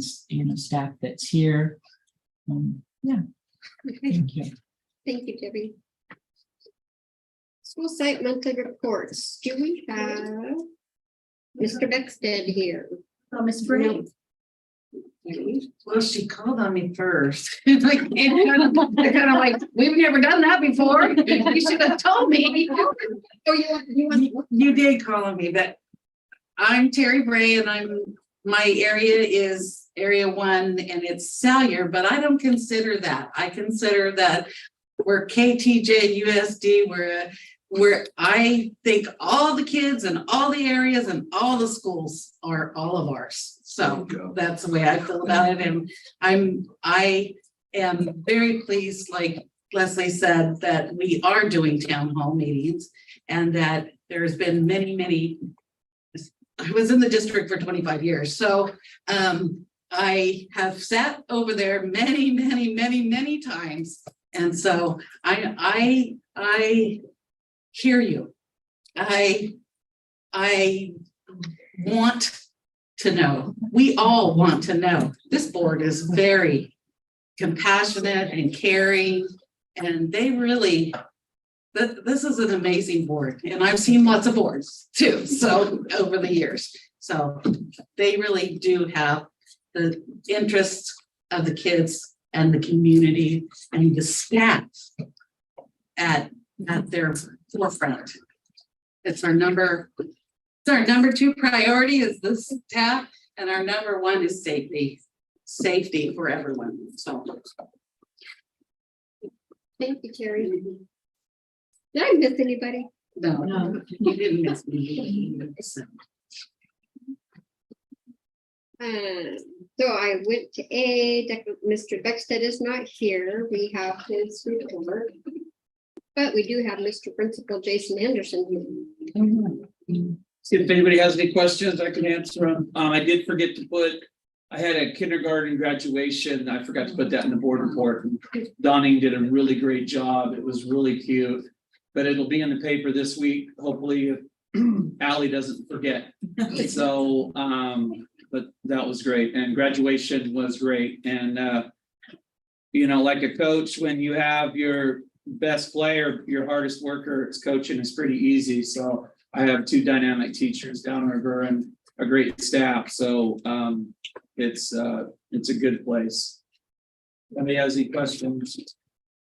I just noted some growth in that and SFA. Congratulations. Thank you for that. And yeah, clearly your staff is amazing down there. And I do know that the board wants to be made known of, you know, what we're doing. And so I am going to try to include those reports in my principal report to show what's going on. Today I was playing with the map scores, and so yeah, I'll try to do that with map. Yeah, It made them go up.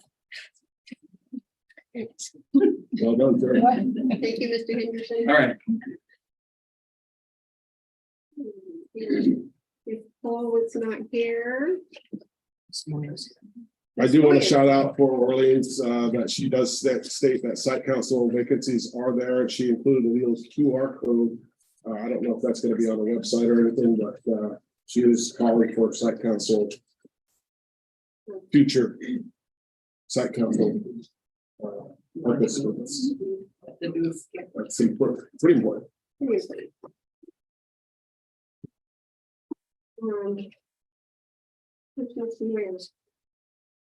Oh, Moya. Hi. If you guys have any questions about my report. Thank you for including your projections.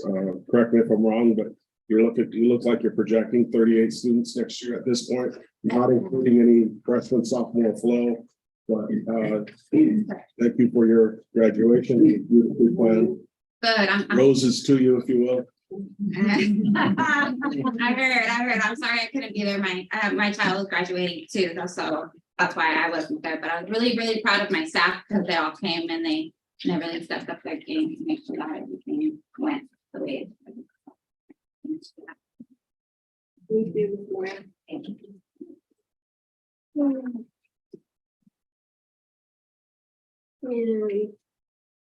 let's see any other principles here. Okay.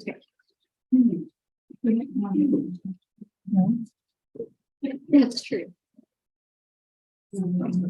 Consent agenda. So we have eliminated A, B. So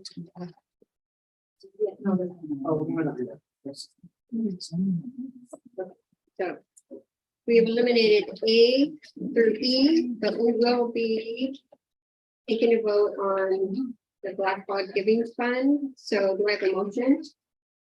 Motion to approve to accept the grant award of $850. Accept the consent agenda. Oh, you want to do that way? Okay, yeah. I motion to approve the consent agenda. Mine is A through E, whatever. And I second that. Okay, all in favor? Yes. Right. Opposed?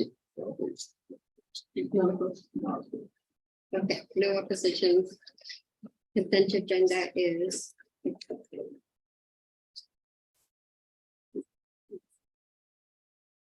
8A, approval ratification of employment agreement with the superintendent. We do have a discussion request.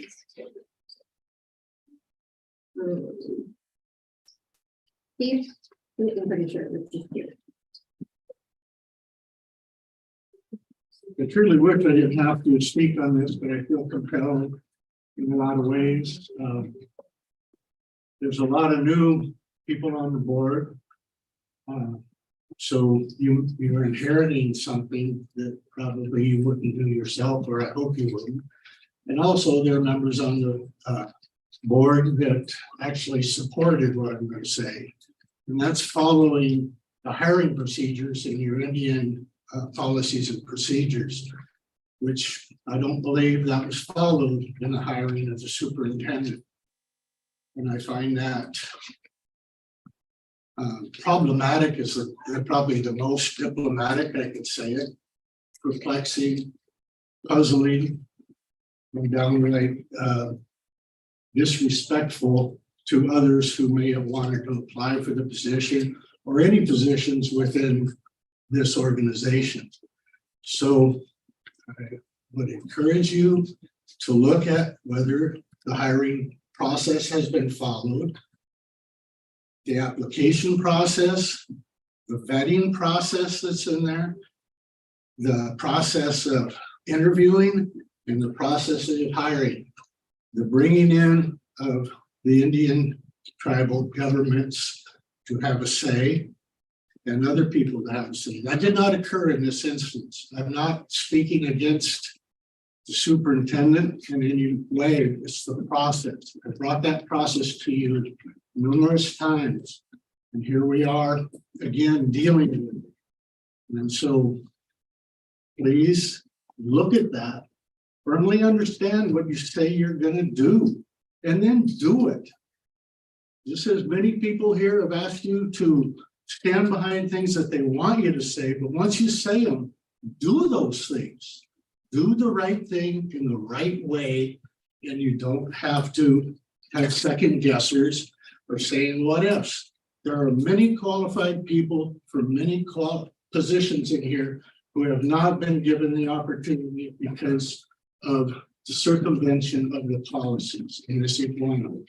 And I urge you to step back, look at those policies and see where you need to go with it. It's extremely problematic. Thank you. I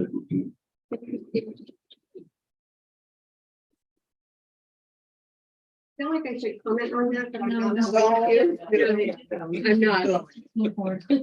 It's an action item, so we need a motion. So go ahead. I would move to approve the ratification of the employment agreement with the superintendent, with the understanding that the chairman did support this selection and make it very clear that they were in support.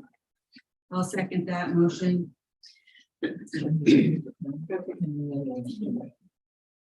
All in favor? Opposed? I will oppose to hear Mr. Burbank and represent you in that voice. Can I speak? The policies do not say just the Hoopa Valley tribe. That's really awesome. That chairman of the Hoopa Valley tribe may have supported a Hoopa tribal member. That's fantastic. But it left out all the other ones that are spoken to in that. Did they get that same opportunity? Did they make the same statement? All of that plays into what your policies say you're going to do. So, thank you. Thank you, Mr. Burbank. Motion passes 6-1.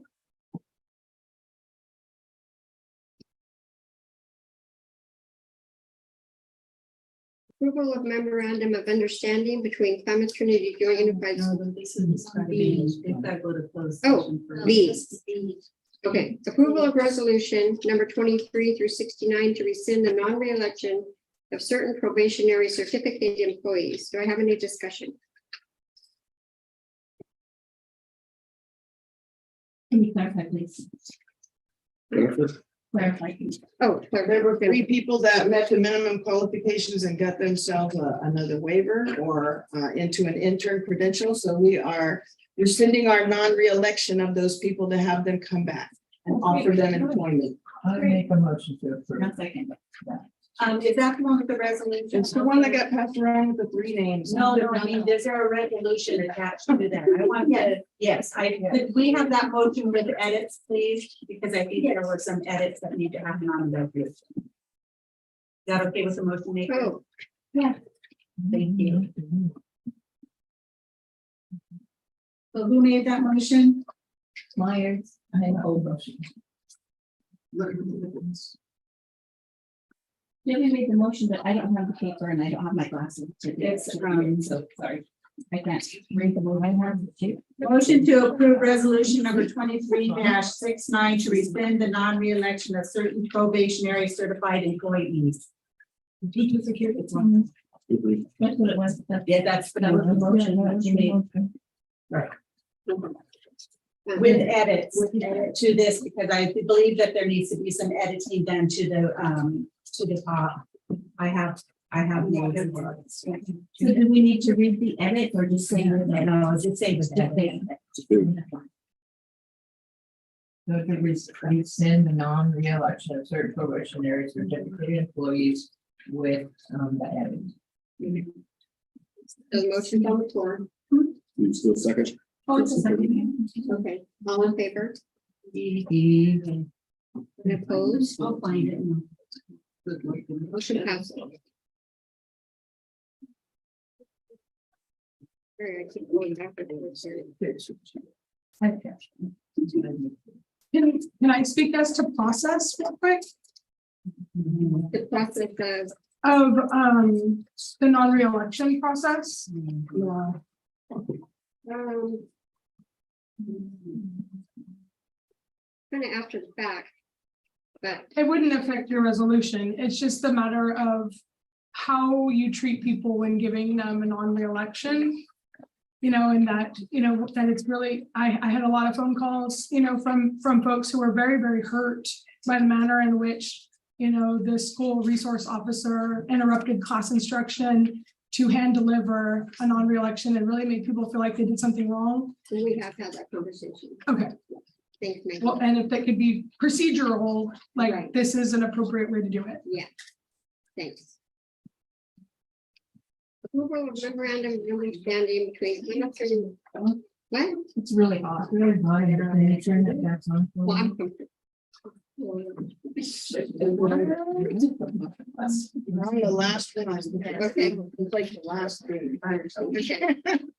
Well, approval of memorandum of understanding between Klamath Trinity Unified School District and the Klamath Trinity Teachers Association related to the rate of pay for district sponsored professional development during the 23-24 school year. And do I have a motion? I'll make that motion. Second. Oh, here's the discussion. Just a little bit of discussion. with- Kimberly, the president, had her hand up. Oh, Can I maybe. get a copy of that, a signed copy returned to me? Did you say that again? I sent you a copy with my signature on it. Can I get a signed copy from you in return? You can have this. Well, Dana can send, I'll resend it. yeah. Thank you. Yes. Oh, Megan. Just the discussion to make sure that you're defining professional development consistent with the teacher standard 6 that is outlined in the contract. And that is a California state standard for teaching. That in the past, I've had some problems with getting types of professional development compensated for. Like if it's perceived as, well, that's just the meeting. Well, collaborations are a form of professional development. Reflection is professional development.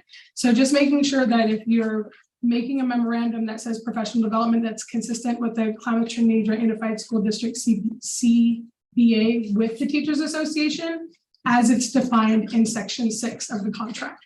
I think we're hoping that Kim will keep us on our toes there. Okay, thank you. Call for the vote. I lost my train of thought. Oh, call for the vote. Okay, all in favor? Opposed? Okay, motion passes. Approval of declaration of need for fully qualified teachers. Basically, this is just a declaration that needs to be made today that we are searching diligently for highly qualified teachers throughout California and other states.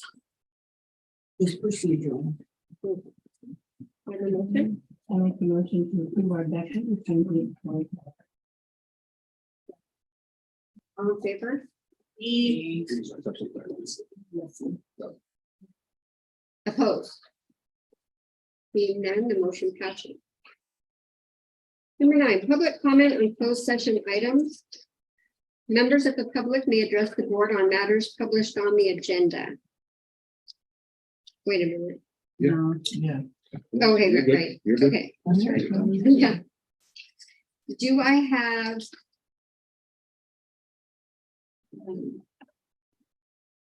We have a closed section agenda. Okay, anything on closed session? I just had requested in my open session comment that I would like to talk about my personnel file in closed session. Okay, I think we need to add you to another closed session. It says public employment, discipline, dismissal, release, resignation. So it seems like it would fall underneath that category of agendized items. I know, I think we have to be more specific in our agendas when we agendize. I don't think you can, because it's public, because it's closed session. Well, but we would do with employee or with, you know, we would have it. We would have it be something that like we would make that meeting specifically for you. So before we advertise that. You know what I mean? Madam President, I have to reflect back on my own scenario with this district. I had a scenario that it was reflective of one of recommending my file when I was with People Elementary School and the Climate Training District, and I was in Pequon at the moment, and I was called in, if you recall, in a very similar or like circumstance, and my understanding is that's what Ms. Peters wishes to do. It takes you to call her into force, but you did that in history with me. I did. Precedence has been set with that. Okay, what page? Well, and I don't have a problem meeting with you. I wanted you to know that, Maggie. I think that we should. I just want to make sure that our procedure is correct. I'm comfortable with scheduling a time to meet with the board at another date, as long as I'm here. Right, okay. Probably the reason we can. It's not a reason we're not supposed to. That's what I'm trying to figure out. Is there any? Usually in closed session, what happens is they receive a packet that's a closed section packet. And there's just certain items in there. And if there's nothing else, if somebody wants to add something, it can't be because it's already been set. And there's 2 items in there tonight, and those are the only 2 items that they can address right now. But tomorrow night, we do have a closed session if you're available that we could. Leave it. Yeah. 24 hours. 1 o'clock to. What time? Does Does it need to be 24 or do we need to wait for that one? 24 hours. We have to have a 24-hour notice. Right, because this one is, I know you just had 2 items tonight in closed session. You can. So I will be gone tomorrow and through the first part of July, but you don't need me there. You can make it too. Okay. Also do a good t-shirt. Okay. This includes, okay, so this include, Ms. Peters, I'm gonna take a vote to include Ms. Peters in our closed session tonight. And so all in favor, or no, we need to be, does it have to be by trustee? Trustee, yea or nay, or do we just do it all? No, it has to be by vote. We'll call it. Okay, trustee Bright. Sure, yes. Yes. No. Yes, Yes. okay, we will make space for you in our closed session tonight. Thank you. Any other public comment on closed session? Seeing none, we will recess into closed session. We're gonna get cake. Everybody to do cake. Because it's huge. And food. There's cake and goodness. We're going to do it.